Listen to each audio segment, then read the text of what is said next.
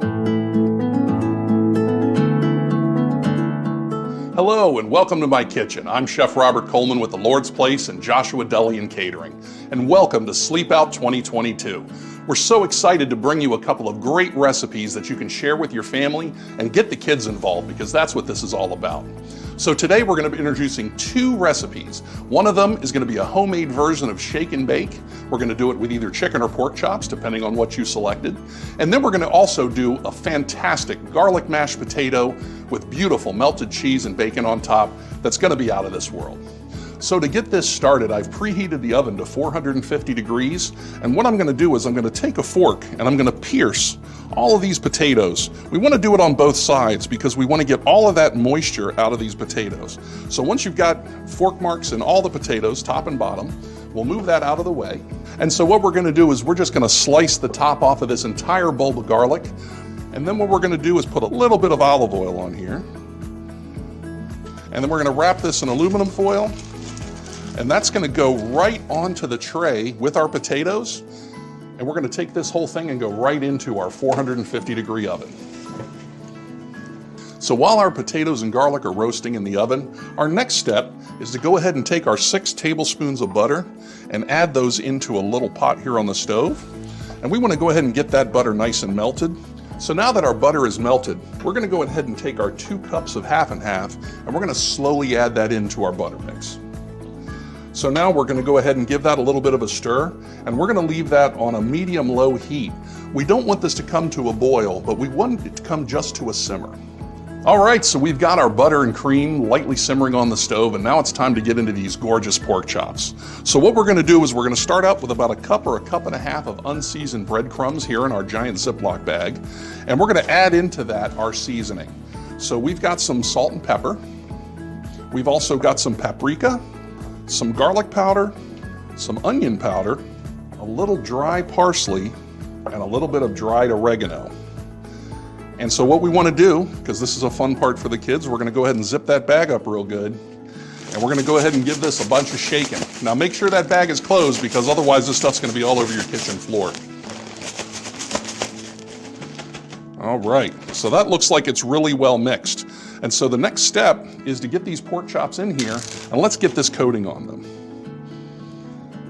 So we go right in, make sure again that you keep that Ziploc bag closed all the way, because we're going to do some more great shaking. Now one thing I like to do when we're doing this is I'll lay this down and I'm going to press down on the pork chop a little bit and make sure that that seasoning adheres to both sides. So we're just going to do a little press on each side. Once we're done with that, we can reach in, take our pork chop, and we're going to go right onto our tray. Now my tray is fitted out with a wire rack. It's going to make life a lot easier when we're cooking these. If you don't have a wire rack at home, that's fine, but you are going to have to flip these pork chops over halfway through the cooking time. And there we go. So we've got our shake, and now it's time for the bake.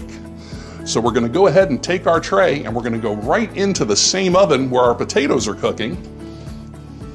And we're just going to put them on the tray right below. We've got our potatoes and garlic out of the oven, and now it's time for us to get them into the mixer with all this great flavor. So what you want to do, you've got your potatoes here, give them a little smash down with your tongs before you add them into the mixer. And the reason I mention that is because if you crank up that mixer, and these things are all round, they're going to go shooting out of this thing, and we don't want that experience. Now from here, they go right into the bowl.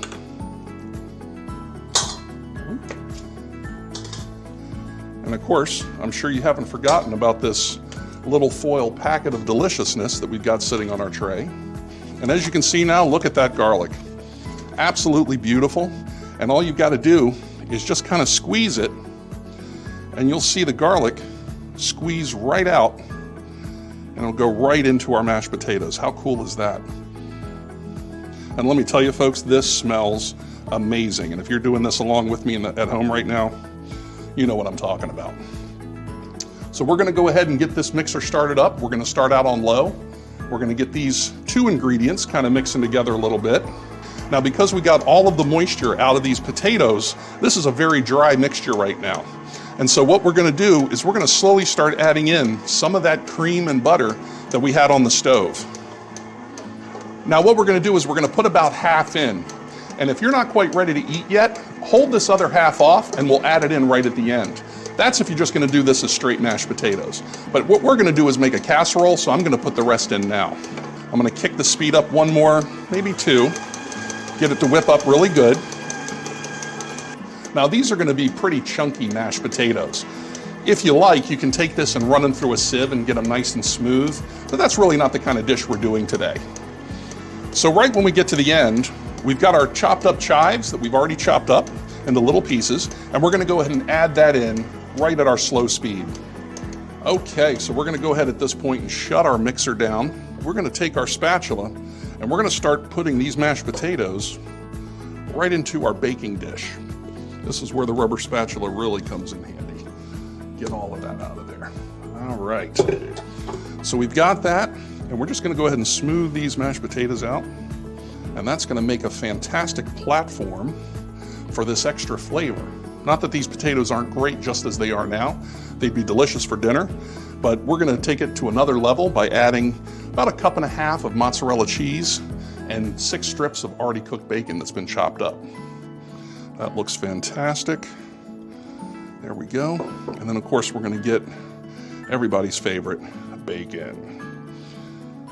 This bacon smells fantastic. Get this distributed all across here. Make sure it's evened out really nicely on top. All right, so look at all that flavor happening in these potatoes. We're gonna go ahead and pop these back into the oven, and we're gonna get that nice and golden brown. Boy, look at those pork chops.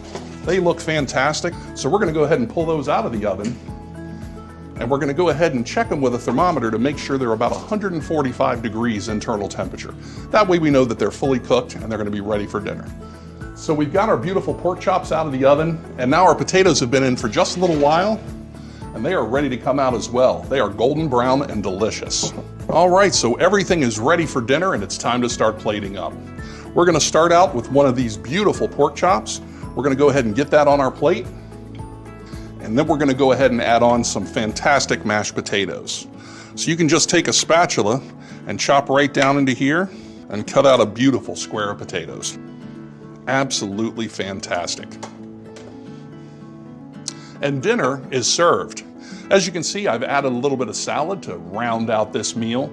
This is such an easy dinner to do with your family. Everybody could get involved in this, just like SleepOut. I want to thank you all for watching our program. My name is Chef Robert Coleman with the Lord's Place and Joshua Catering.